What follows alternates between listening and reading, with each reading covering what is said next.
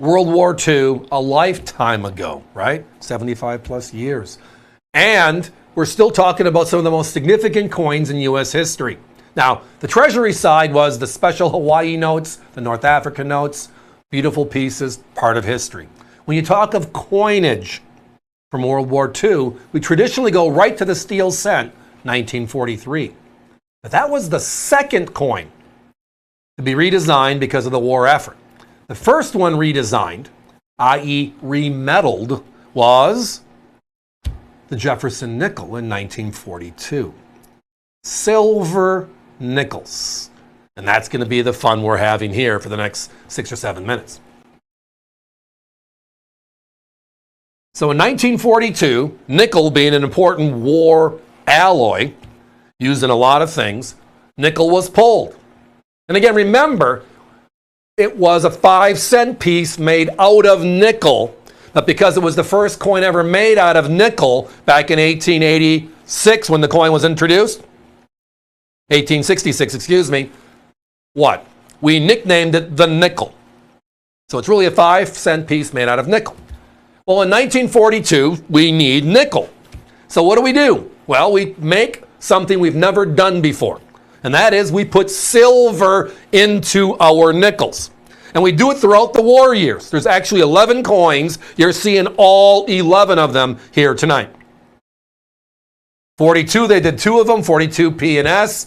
And then it was 43, 44, and 45, Philadelphia, Denver, and San Francisco. To let us know they made them in silver, they put a large mint mark above the Monticello dome on the reverse. Here you see the P. You'll see the D in a minute, then you'll see the S. Silver nickels. So $189.95 divided by 11, yeah, that's the price. Now this is known as the Capital Plastics white display. I love it because it just makes the coins bounce. They just stand out when you get beautiful, brilliant, uncirculated specimens like we're talking about here tonight. But the more important part of the story, inside of the fact that it's the only time in U.S. history we had silver nickels. And remember, we celebrated the Westward Journey program in 2004 and 2005.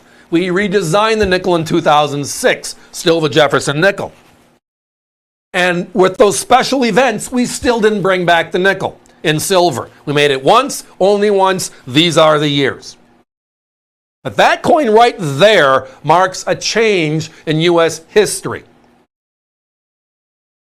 You might remember conversations on one of our other shows, if you've been with us before, on in 2017 for the 225th anniversary, blah, blah, blah, blah, blah, right? They put the P mint mark on a Lincoln cent, a cent for the first time in history. Because Philadelphia never marks their coin. They didn't have to. The branch mints had to. Denver, San Francisco, New Orleans, Carson City.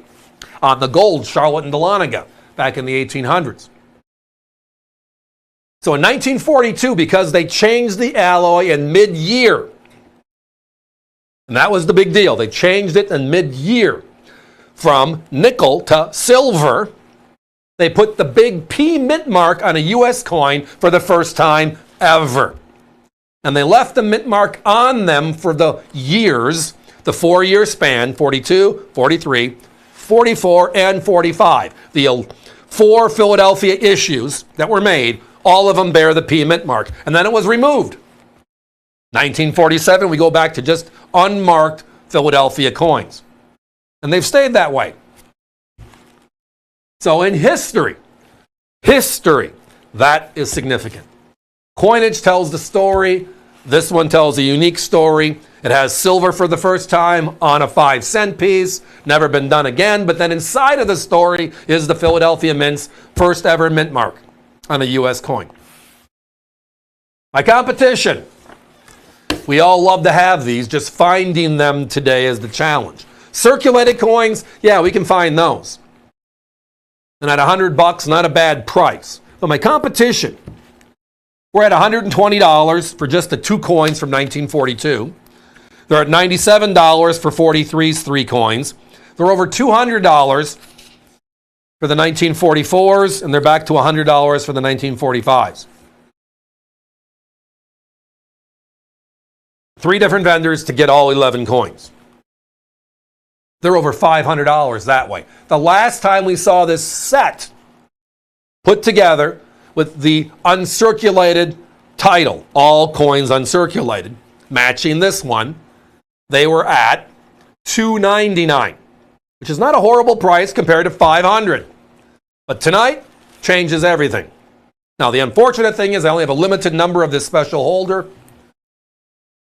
That means, guys, we probably got to put a 1-minute clock up at this point. If you're hearing the fast busy, it's been bouncing back and forth the last minute or so that I've been talking. So just patience. Dial our toll-free number if you want to talk to one of our operators.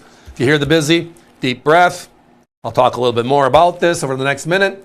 Hit the redial, you get right in. If you're visiting us via the web, we always tell you when we're close to a sellout, this one is going to sell out pretty quick. This price is crazy. We're under $200 for the closest at 3 and the majority at 5. But the story of these coins is everything. Treasury Department made 2 special notes series. The U.S. Mint made a steel cent in 43, a great story by its own right, but the first one to change was 42. We took nickel and we made it silver, a 5-cent piece. And then inside of it, because we made 2 of them that year, we took the P mint mark and added it like the D and the S, big giant mint marks, the largest mint marks ever by the U.S. Mint, to make sure we knew these coins were silver. How about that? That's pretty nice of them, right? So tonight, how about this chapter in U.S. history? Creative? Absolutely. But think about it.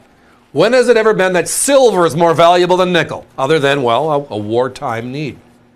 Fits perfectly. Thanks for listening. We're almost sold out. Time to be moving on.